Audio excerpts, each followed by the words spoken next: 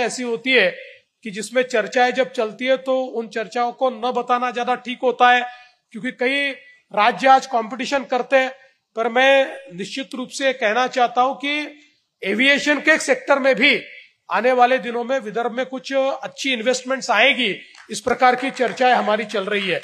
और उसके साथ साथ एक बहुत महत्वपूर्ण चर्चा हमारी चल रही है, क्योंकि हम लोग जानते हैं कि आज सबसे बड़ी एम्प्लॉयमेंट अपॉर्चुनिटी ये ग्लोबल कैपेबिलिटी सेंटर जो है जीसीसी की है। जीसीसी के माध्यम से बहुत बड़े पैमाने पर मुझे ऐसा लगता है कि ये इन्वेस्टमेंट अपॉर्चुनिटीज तैयार होती है।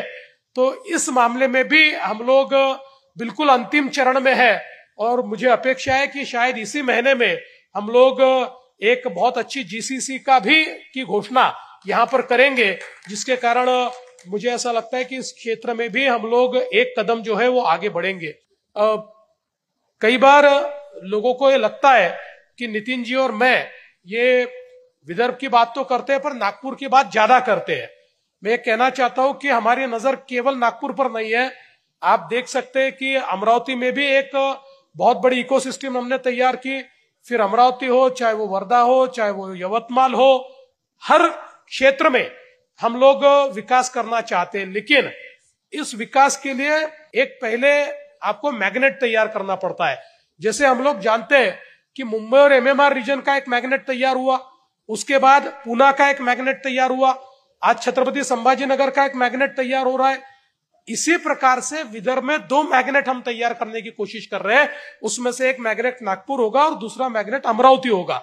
ये 2 मैग्नेट जब तैयार होते हैं तो इसके कारण बाकी जो हमारे जिले हैं उन जिलों में इसका इफेक्ट जाता है, उन जिलों में इसके कारण निवेश बढ़ता है। तो ये इकोसिस्टम जब आती है तो ये इकोसिस्टम आसपास के जिलों को एक प्रकार से विकसित करती है। इसलिए हम लोग ये प्रयास कर रहे हैं, क्योंकि हम लोग ये जानते हैं कि अगर अपने रिसोर्सेस को और अपॉर्चुनिटीज को हम थिनली स्प्रेड करेंगे तो हमारे विकास में गति नहीं आएंगी। हम जब उसको एक प्रकार से प्लानिंग के साथ उसको हम संजोएंगे तो उसके कारण एक ऐसी इकोसिस्टम तैयार होगी जो आजू बाजू के डिस्ट्रिक्ट्स को भी बहुत बड़े पैमाने पर फायदा देगी। अब गढ़चिरौली की जब हम बात करते हैं तो गढ़चिरौली की इकोसिस्टम अब केवल गढ़चिरौली नहीं, तो गढ़चिरौली के कारण गढ़चिरौली, चंद्रपुर, वर्धा, भंडारा, गोंदिया, यवतमाल और नागपुर, ये पूरा जो हमारा क्षेत्र है, इस क्षेत्र को कवर करते हुए यहाँ पर एक बहुत बड़ी जो निर्माण क्षेत्र है, मैन्युफैक्चरिंग की एक इकोसिस्टम यहाँ पर तैयार हो रही है। इसमें निवेश आ रहा है।